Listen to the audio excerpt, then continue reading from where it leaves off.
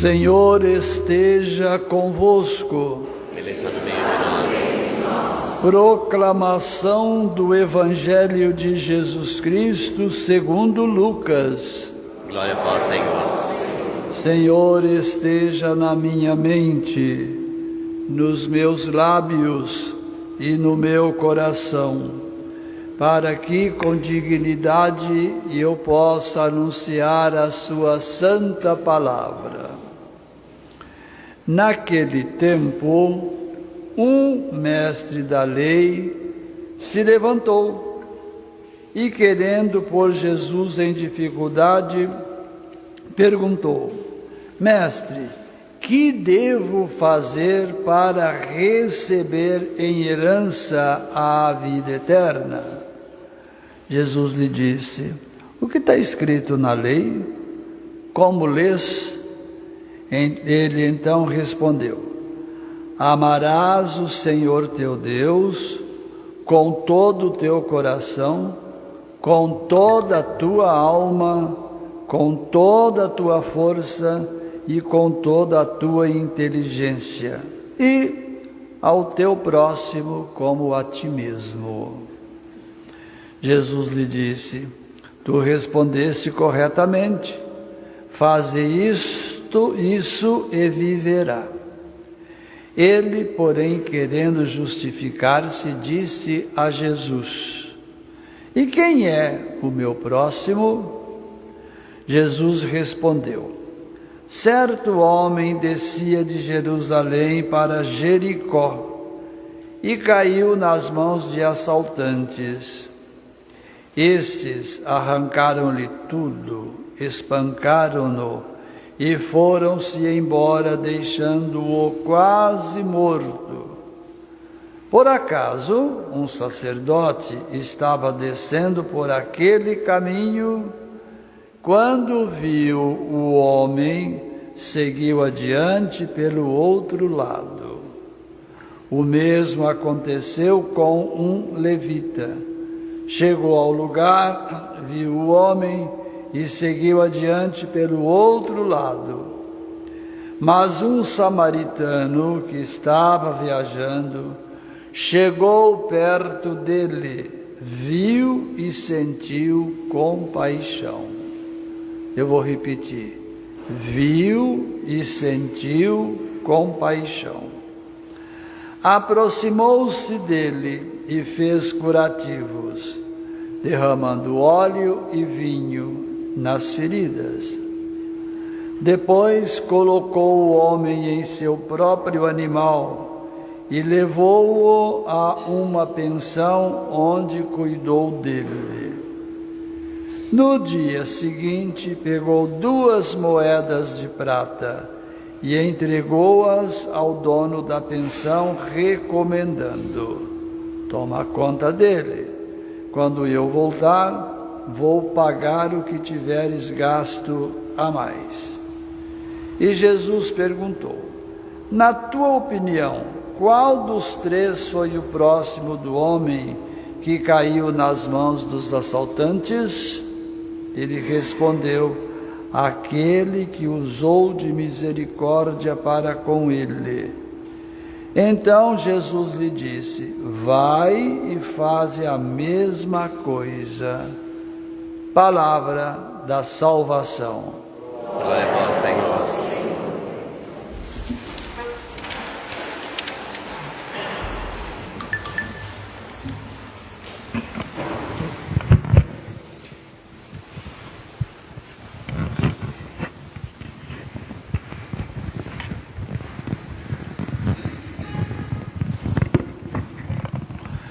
Povo de Deus, quero trazer 2 momentos da liturgia da palavra. Tem mais, mas só para a gente ter um bom material e um material bom para nós vivenciarmos durante a semana.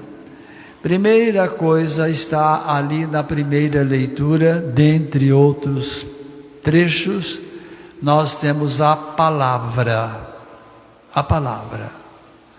Palavra essa para que a gente possa, já trazendo para a nossa vida, usá-la e usá-la muito bem. Essa palavra, segundo o texto de Deuteronômio, está dizendo: ela está na tua boca e no teu coração. E eu acrescento: ela está na mente, nos lábios e no coração. Não é isso que o Padre Primo fala antes de proclamar o Evangelho? Onde que eu achei isso? Aqui, em Deuteronômio. Muito bem, mas deixa o Padre Primo em paz. E vamos em frente. Aqui a gente tem que trazer como meditação, dentre outras inspirações, aquilo que a gente fala, aquilo que a gente até comenta, e assim vai indo, né? Então, ver e fazer o exame de consciência para ver se nós não estamos ultrapassando um sinal que poderá nos machucar, nos ferir, que é a palavra. Que a gente saia então dessa celebração, dentre outras inspirações do Espírito Santo, sabendo usar a palavra. E, para concluir esse pedaço, só nós darmos uma entrada lá na carta de São Tiago, no capítulo 1, nós vamos ver tudo isso que eu falei, baseado aqui em Deuteronômio e lá também em São Tiago.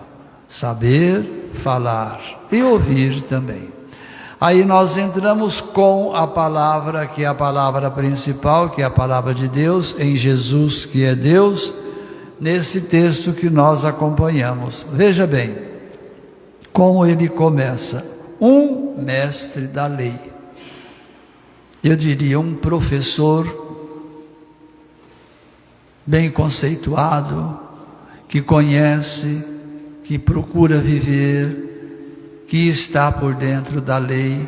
Tudo isso e mais alguma coisa que nós podemos acrescentar. Só que esse mestre da lei, esse mestre, ele quis, o próprio texto que fala, quis colocar Jesus à prova. Que jeito que quis colocar Jesus à prova? De que maneira? Olha o que ele disse: mestre, o que eu devo fazer para receber em herança a vida eterna? Jesus não respondeu a queima-bucha usando gíria. Jesus olhou, viu que no coração daquele personagem tinha algo muito importante, sim. E Jesus sabia que ele sabia os mandamentos e outros trechos mais da Escritura. Fez a pergunta para ele, porque sabia que ele sabia. E qual foi a pergunta? O que está escrito na lei mesmo? Como que dizendo, eu me esqueci. Não é bem assim, mas que eu me esqueci. E ele declinou o mandamento, que é o que está aqui: amarás o Senhor teu Deus, e assim por diante, né? E Jesus ficou contente, Jesus ficou feliz com essa resposta. E simplesmente como que terminou aquela primeira parte da conversa dizendo isso daqui: você respondeu muito bem, isso vai fazer bem para você. Ou seja, faça isso e viverás. Mas a angústia que estava no coração desse filho de Deus, desse mestre, também era grande. Não contentou somente em declinar para Jesus o mandamento. Tinha mais coisa guardada ali dentro. E qual era a outra coisa guardada? Quem é o meu próximo?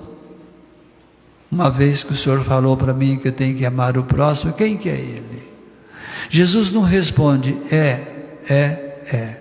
Jesus responde com comparação, para que gravasse bem e bem gravasse a pergunta que ele fez e a resposta verdadeira que era para ser dada.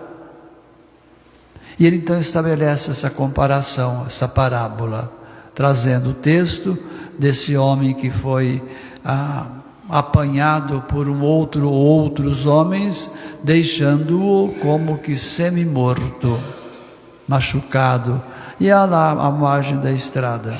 E aqui aparecem então 3 personagens, minha gente: 2 religiosos que é o escriba e que é o sacerdote. Muito bem, 2 religiosos. O que eles fizeram, nós já vimos, né? Passou, olhou, não é comigo, deixa que o SAMU toma conta, né? Deixa que alguém, autoridade, toma conta. Vem um terceiro, que é um samaritano. O que esse terceiro faz? Olha, e o que eu repeti com vocês e para vocês? Olhou e teve compaixão. Desceu imediatamente do seu cavalo, provavelmente trazia consigo alguns ingredientes necessários para a sua caminhada, dentre eles o óleo, o azeite e também o vinho, que eram elementos importantes na cura física de alguém. O que ele faz? Um curativo. Fazendo esse curativo em todo o corpo machucado daquele que foi assaltado, e termina. Qual outro gesto, além do curativo que fez? Coloca-o sobre o seu animal. Coloca sobre o seu cavalo, acreditamos que seja. E vai procurar uma hospedaria. E encontrou. Chega ali, refaz o curativo, conversa com o dono do hotel, da pensão, da hospedaria, e diz: eu tenho que ir embora, mas você cuida dele por mim. Aqui está uma quantia para você comprar os elementos necessários para curá-lo. E na volta, quando eu passar por aqui, se teve mais algum gasto, você me fala que eu cubro esses gastos.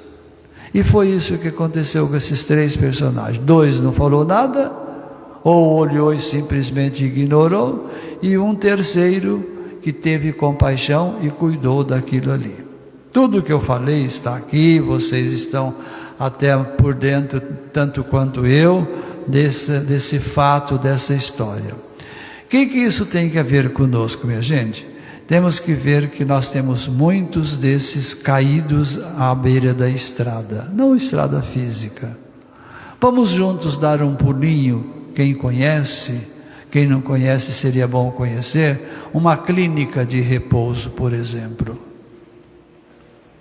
Quem faz visitas ali, vê que ali existe vários samaritanos e samaritanas. Ah, padre, eles estão ganhando para fazer isso. Estão ganhando, mas estão cuidando. Eu estou falando de uma clínica de repouso. Podemos ver um outro lugar? Ah, mas e os nossos que ficam aí à beira da calçadas da Catedral de Campinas?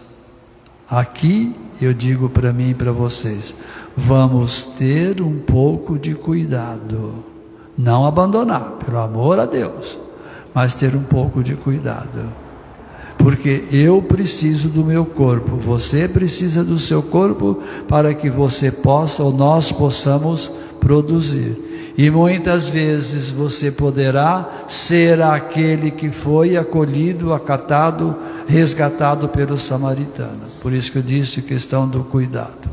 Mas vamos para um lugar mais fácil, que eu já disse para vocês, fácil aspas, que é uma clínica de repouso, qualquer seja ela. Vamos lá?